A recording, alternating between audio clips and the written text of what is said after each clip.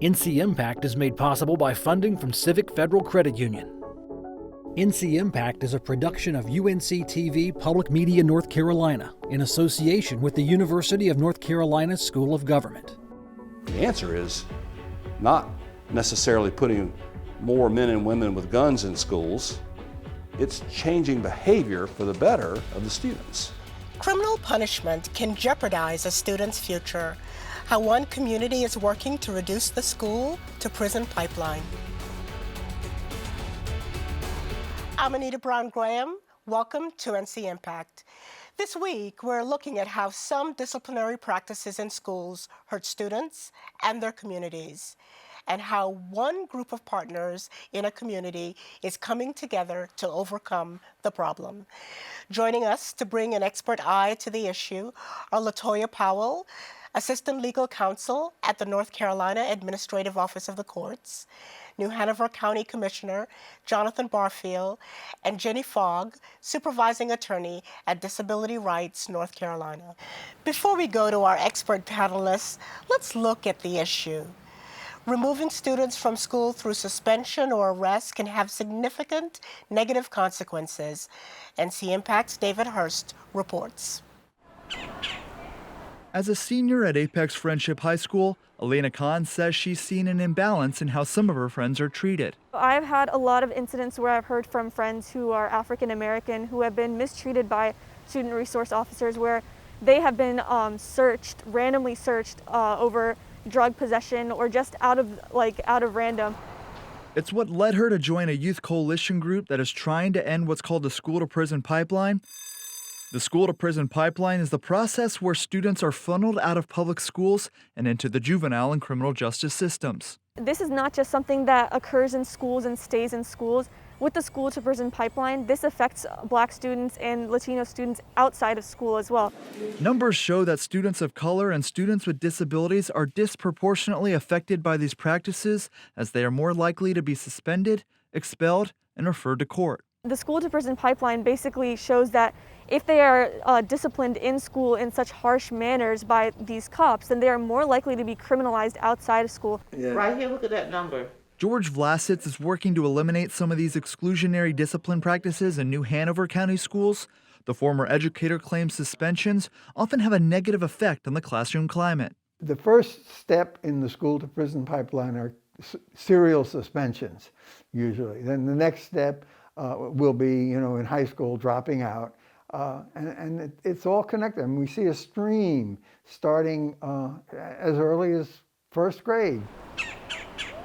For Elena Kahn, she's hoping to shine a light on this issue, saying she wants to create a better school environment for those coming behind her. With them using their voice and with our organization amplifying it, that basically shows our credibility, and it also shows how much progress that we can make with these students' experiences. Let's spend a couple of minutes just trying to unpack this problem, if we might. LaToya, I'd like to start with you.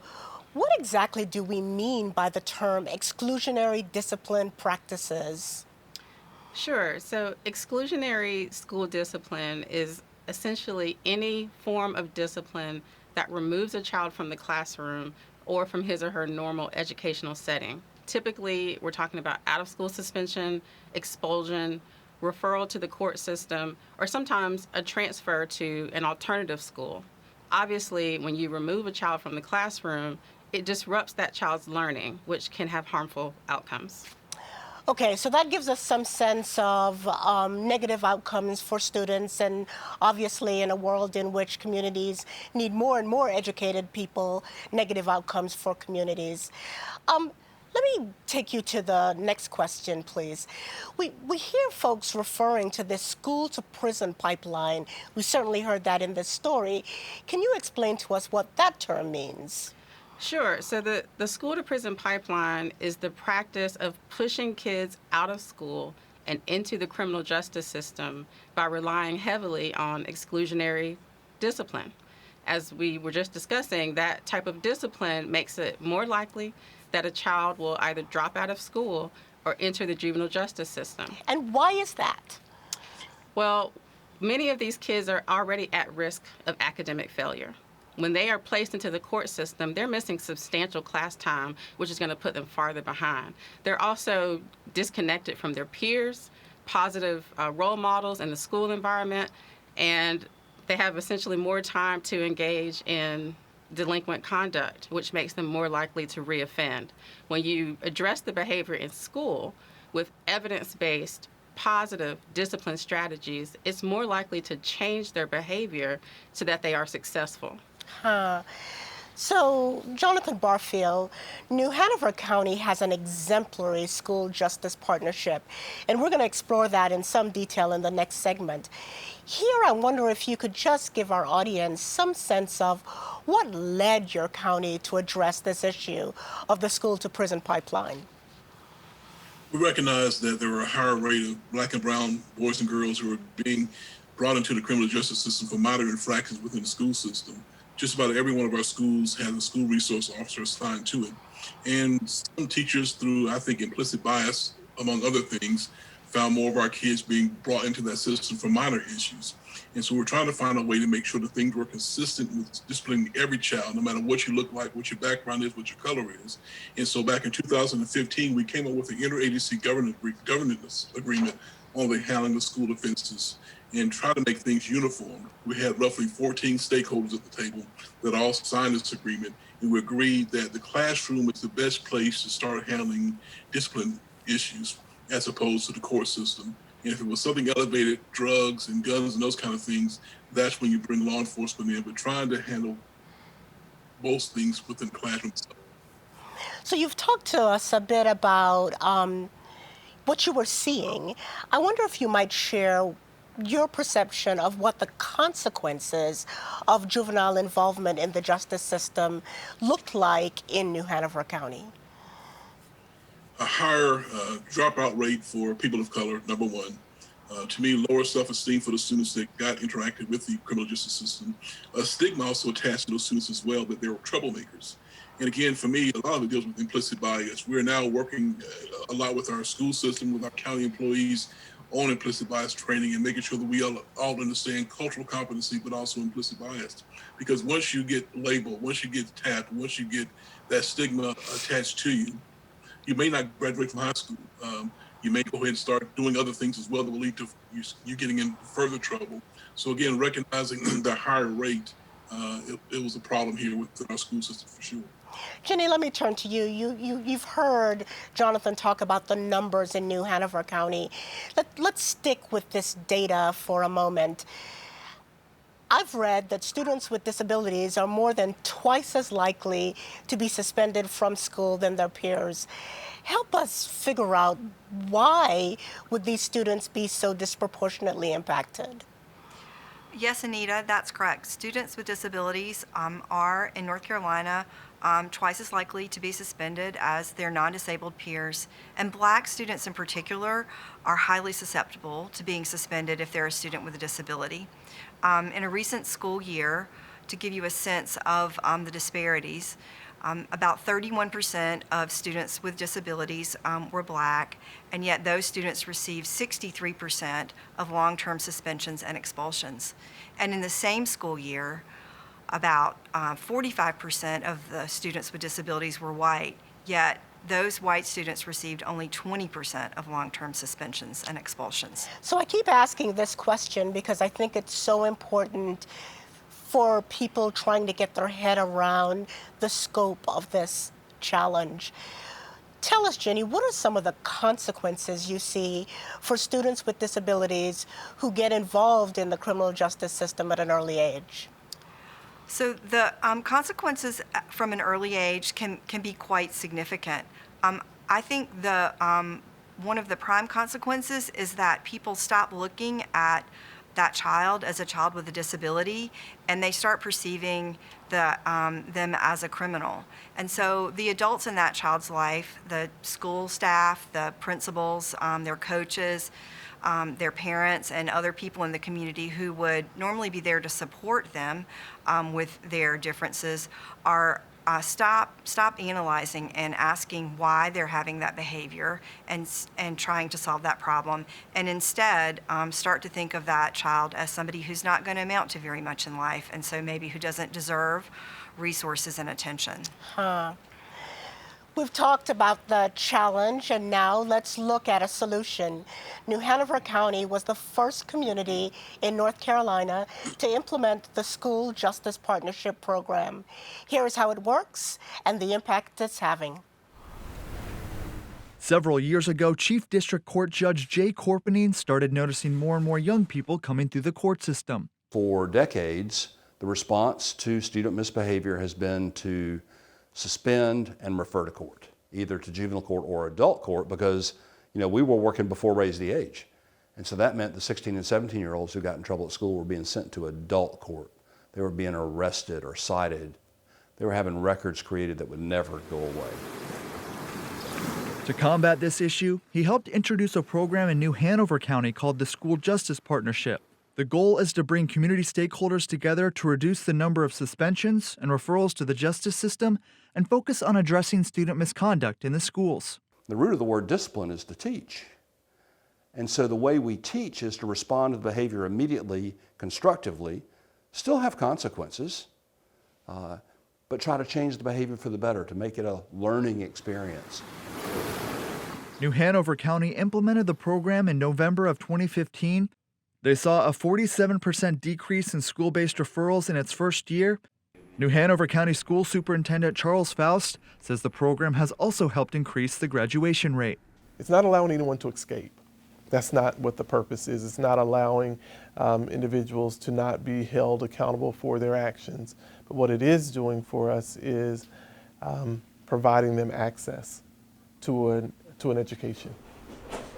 Judge Corpenine has also seen less students come through his courtroom, and he's helped create a toolkit so other communities can implement their own school justice partnership program.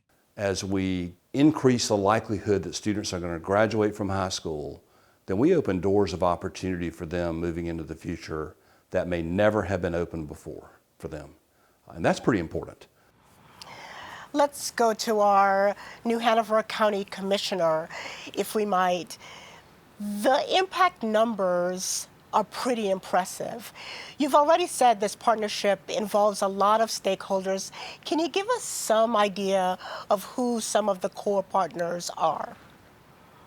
Everywhere from the Department of Social Services, our sheriff, our police chiefs throughout our community, our school board superintendent, of course, Judge Corpenine, our district attorneys are one of those people, our director for administrative courts, one of those people as well, our mayor, and again, every chief of police in our community as well.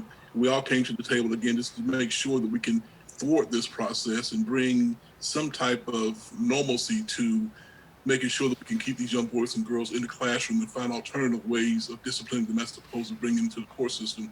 And as Judge Corpenine said, once you get a record, I'm glad that we have this expungement thing going on now within our state, but once you get a record and a kid goes and applies for a part-time job and people do a criminal search for them and they find that they have a minor infraction, whether it's been deferred or not, it's still there. And that creates an impediment to graduating, it creates an impediment to getting a job, it creates an impediment to taking care of themselves as well. And so I'm proud that I was chairman of our board in 2015 to sign the first agreement, but also chair again in 2018 to reaffirm that. So Jonathan, I want you to take us behind the scenes for a moment and tell us, how were county leaders able to convene everyone to tackle this issue? It couldn't have been as easy as it now sounds. Well, we call Judge Corpenine Batman, and I refer to myself as Robin. He is truly a superhero in our community, and he really does a tremendous amount of work within our youth community, and he brought those people together. It was his voice, his vision that really brought us all together. When Judge Corpenine speaks, we all try to follow suit with indeed what he's got prepared for us. And I'm so proud to have him as one of our great leaders in our community that can actually bring all those individuals together with one common focus to reduce the number of boys and girls that are being interacted with the criminal justice system, number one, but also to give them hope. Thank you. It always helps to have someone with the vision. Jenny, let me turn to you and ask you, how is the School Justice Partnership Program producing better outcomes for students, especially students with disabilities? Well, I think in a couple of ways.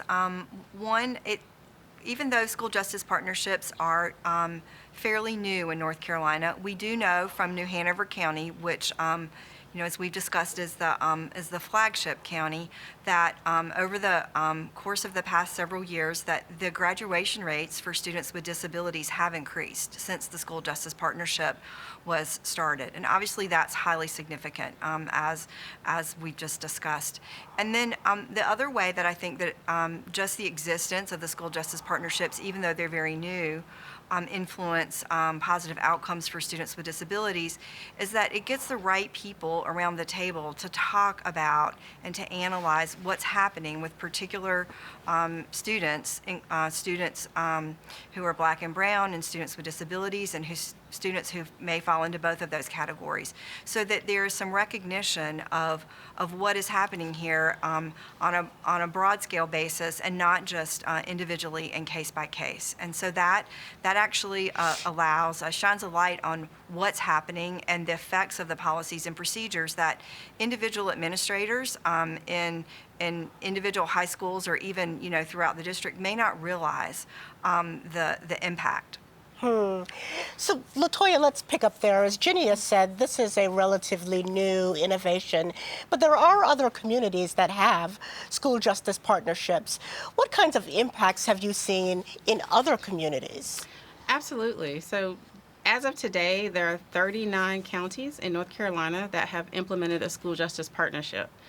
The vast majority of those just began within the last year. So it's really too early to evaluate the progress in those counties. But this past summer, we did evaluate data from 7 counties where school justice partnerships have existed for at least 2 years, including New Hanover. And what we found is that in 5 of the 7 counties, school-based referrals to court have consistently declined since SJPs were implemented in those counties. In particular, Brunswick County experienced a 79% decrease in school-based referrals since 2016, and Lenoir County experienced a 74% decrease since 2017. So that's the kind of outcome that we want to see in all 100 counties across North Carolina. Those are big numbers. Talk to us a little bit about the ingredients for success. What makes this program work in what I suspect are very different types of communities across our state? Right. So the beauty of a school justice partnership is that it is developed and implemented at the local level based on the specific needs of the community. The partnership is comprised of local leaders from schools, law enforcement, courts, juvenile justice, and other agencies who understand the needs of the kids in that community, as well as the resources available to meet those needs. So using that information, they come up with a school justice partnership memorandum of understanding that works for the local school district because it's specifically tailored to the needs of that community. And I think that's why the program has been successful. Thank you, LaToya. There's been debate over whether law enforcement belongs in schools. Let's look at how the School Justice Partnership is building trust between school resource officers and their students. District Attorney Ben David's first day on the job was one day after the Columbine tragedy. He says as a result of that shooting, there were more law enforcement officers placed in schools. And while that's a good thing, the unintended consequence was things that were once in principals' offices were now suddenly coming to the courthouse because we had a school resource officer there. Working with school resource officers is a big part of the School Justice Partnership program in New Hanover County. The district attorney's office has certified SRO training programs that have helped reduce school-based referrals to court. What we've always said is, let's save our wrath for violent criminals and career criminals, but not our children, who the vast majority of them are just making, mistakes that can be corrected and can be rehabilitated. Lieutenant Christopher Smith oversees the school resource officer program in New Hanover County. He says there are 45 full-time SROs that service 47 schools across the county. He says the training and partnerships have helped build trust within the schools. That idea and the concept of restorative justice and our part of it really helps to strengthen the relationship between school resource officers, students, parents, families, and the school employees as a whole. It's partnerships like this that District Attorney David says makes this program successful, and it gives the opportunity for redemption to young students. I've been a prosecutor now for more than 20 years. And while I'm very proud of the team that I've assembled and some of the verdicts we've obtained and some of the worst cases imaginable, I think when I am finally finished with this job, the thing I'll be most proud of is the policies and procedures we put in place to show a little mercy and grace on cases particularly involving our young children. Jenny, we're going to leave the debate on law enforcement in schools for another TV show another day. Here, I want to focus on what is working in this partnership and why. How important do you think the issue of trust is when talking about relationships between students and school resource officers? Well, I think it's extremely important, and I think some of the preliminary information that we have from the more established school justice partnerships indicate that students do feel more trustworthy of law enforcement officers in schools when the number of referrals for minor offenses decreases. So they feel like the law enforcement officers' actions are more justified when it involves a serious offense, such as drugs or weapon or some significant violence. And I think that's a really positive outcome. So, Jonathan Barfield, tell us how the COVID-19 pandemic has interfered with the school justice partnership, and do you anticipate any long-term impacts? The challenge has been really, number one, food insecurity for many of our boys and girls not having access when school was out.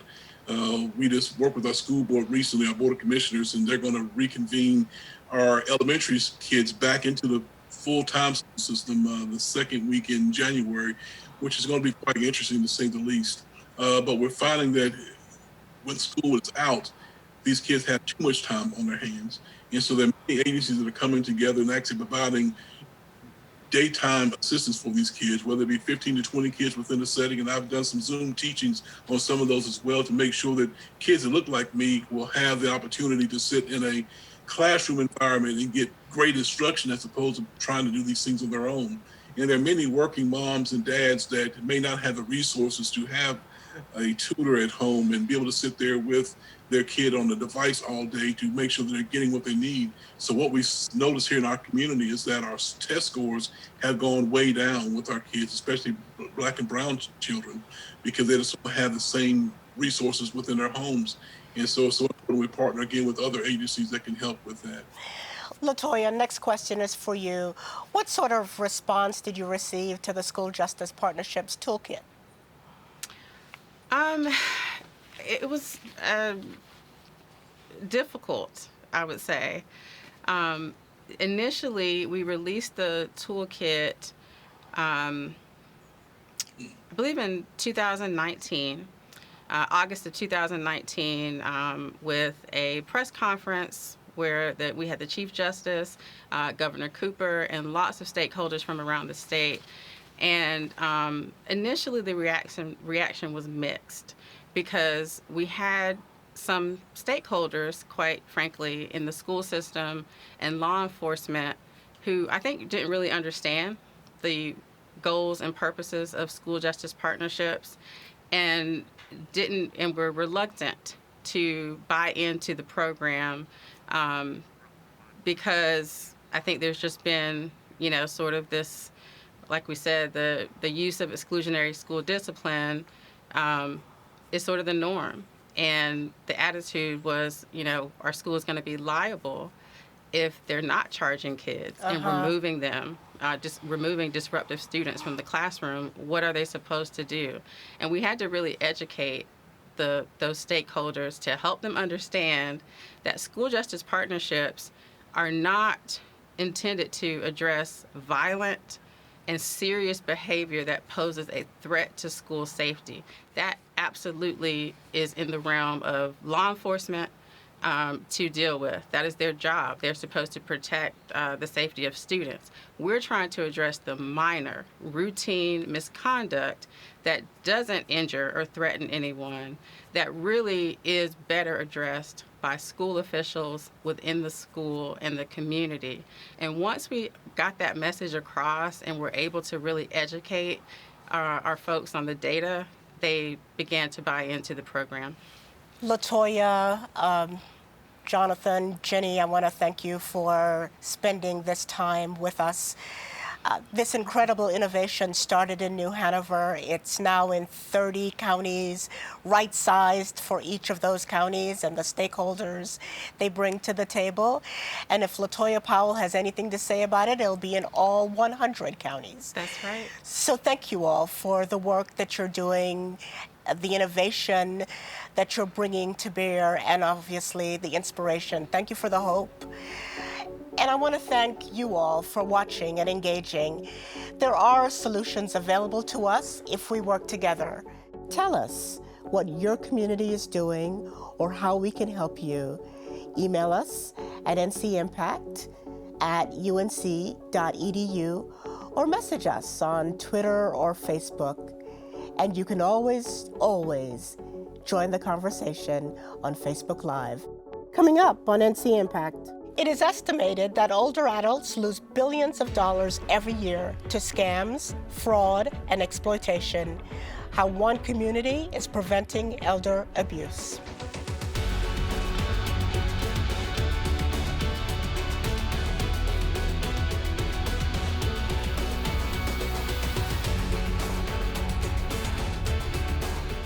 NC Impact is made possible by funding from Civic Federal Credit Union. NC Impact is a production of UNC TV in association with the University of North Carolina School of Government.